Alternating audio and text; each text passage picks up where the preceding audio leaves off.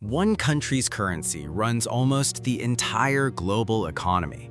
Not because people trust it, not because any law forces it. Nobody voted for that. So how did one currency end up controlling how the whole planet trades? Here's the number that should surprise you. Something like 85 to 90% of all currency trading between countries involves the US dollar somewhere in the transaction, even when America isn't part of the deal at all. A company in Brazil buying equipment from a company in South Korea will often still convert its money into dollars first, then into the currency it actually needs. Neither side has any real connection to the United States. No US bank account, no US customers, nothing. Two countries, two continents, and the dollar still ends up in the middle of it. That should sound strange. The US isn't even the only major economy out there. China's economy is close in size. The European Union, taken together, is right up there too.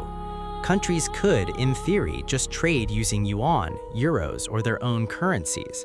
So why does almost everyone keep reaching for dollars? The easy answer is that the dollar is simply the safest currency. But plenty of countries holding dollars don't particularly trust the US government at all. Some openly treat it as a rival and still keep massive dollar reserves anyway.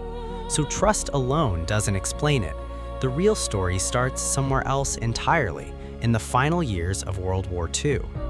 Let's go back to 1944. The war is ending, much of Europe lies in ruins, and everyone knows that once the fighting stops, the world is going to need an entirely new financial system.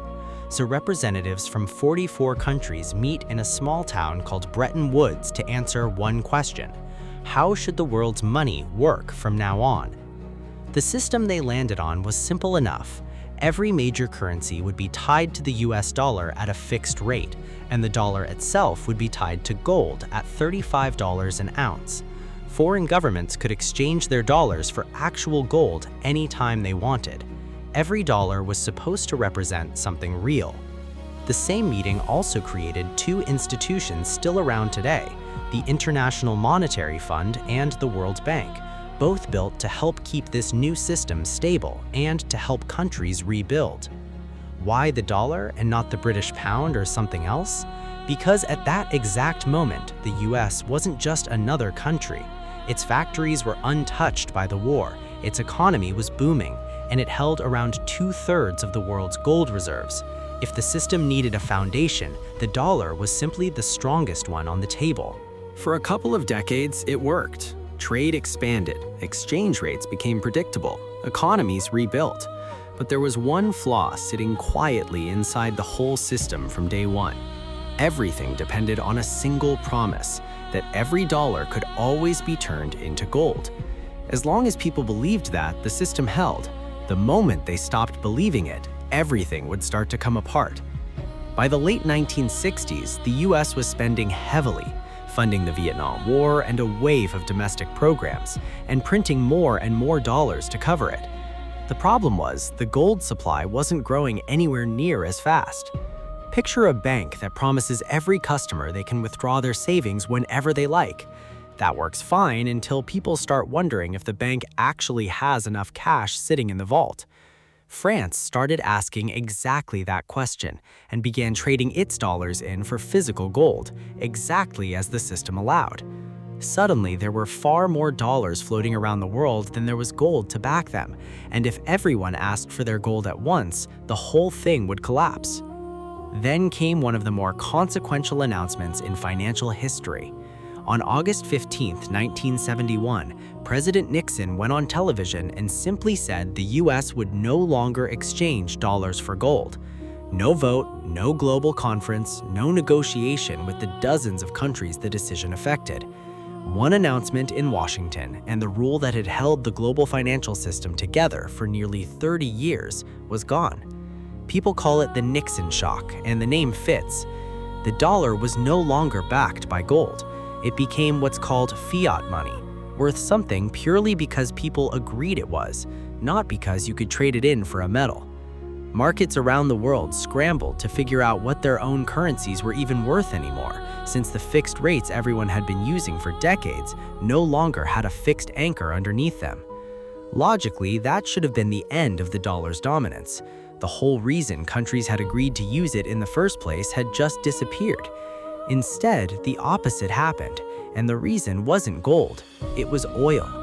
In the early 1970s, US officials struck a deal with Saudi Arabia. Saudi Arabia would sell its oil exclusively in dollars, no matter who was buying. In exchange, the US offered military protection and support for the Saudi government. Other major oil producers eventually followed the same pattern. Oil isn't optional. It runs cars, factories, ships, power plants, basically the entire modern economy. If a country needed oil, and every country did, it needed dollars first before it could buy the one resource nothing else could really replace. It didn't matter if that country was a close US ally or one of its biggest rivals. No dollars meant no oil. So countries started stockpiling dollars just to make sure they could always buy what they needed. And once a central bank is already sitting on billions of dollars, using that same money for everything else, paying debts, buying machinery, trading with other countries, becomes the obvious move.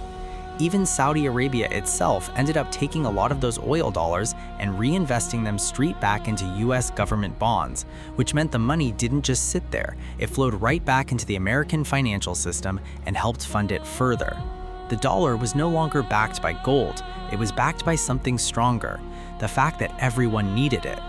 This is where most people get the story wrong, thinking the dollar dominates simply because it's the strongest currency. The real driver is something economists call the network effect, and it's a lot simpler than it sounds.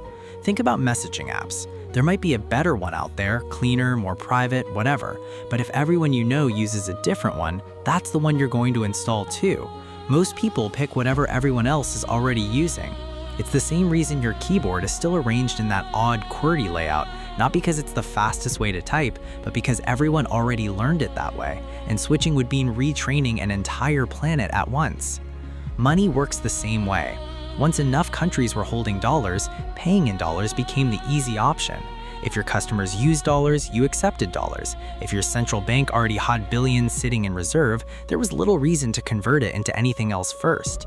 Every new country that leaned on the dollar made it a little more useful for everyone else too. Eventually, it just became the default language of global trade, and replacing a default that thousands of banks and millions of businesses have already built their systems around is a lot harder than just picking a new currency on paper. So what does that actually mean today? Picture a marketplace where every business in your region buys its food, fuel, and tools, and inside that one marketplace, only a single currency is accepted. Your own money is still perfectly real back home, salaries, taxes, groceries, all fine. But the moment you need to buy oil, import equipment, or repay a loan from overseas, that one currency is usually the only one anybody there will take. That gives the US a strange kind of leverage. Because so much of global trade runs through the dollar and the American banking system, the US can make it very hard for a specific country, bank, or company to take part in that trade at all, even if that country has plenty of its own money sitting at home. It's a bit like getting banned from the biggest marketplace in the world. Your wallet's still full, you just can't spend it where the largest deals happen. That's part of why financial sanctions carry so much weight. They don't stop a country from printing its own money, they just cut it off from the system almost everyone else already depends on. It's basically what happened when several Russian banks got cut off from the international payment network in 2022. Virtually overnight, a lot of ordinary international business for Russian companies got dramatically harder, not because their money vanished, but because the system that moves money around the planet suddenly wouldn't talk to them anymore. Not every country is happy about that, and several have been trying to loosen the dollar's grip. China has pushed to use its own currency, the yuan, more in international trade. Russia and China have increased the share of trade they settle in each other's currencies instead of dollars. These efforts are real and they're not nothing, but the network effect cuts both ways. Once nearly everyone is already using the same system, leaving it is expensive and slow. Contracts have to be rewritten, new payment systems built, reserves restructured, and everyone involved has to trust the replacement will actually hold up for decades. That's why it happens gradually, if it happens at all. Nothing about this is permanent either. The British pound played a similar role before the dollar did, and every dominant currency in history has eventually been replaced by something else. So back to where we started, a country on the other side of the planet, one that might not think much of the United States at all, still ends up needing dollars just to buy the oil that keeps its economy running. Nobody voted for that. Nobody signed a global agreement making it official. It's just the system that quietly built itself, one decision at a time. A wartime meeting in 1944, a single television announcement in 1971, and a handshake deal about oil not long after. The dollar didn't conquer the world because everyone loves America or even trusts it. It conquered the world because decision by decision, it became the thing almost everyone already had lying around, which made it the easiest thing for everyone else to keep using too. Sometimes the most powerful systems in history aren't built by one big decision. They're built by millions of small ones that, over time, become almost impossible to undo. And that's exactly what makes the dollar's grip so hard to shake. Not force, not persuasion, just decades of small, ordinary choices that all happened to point the same direction.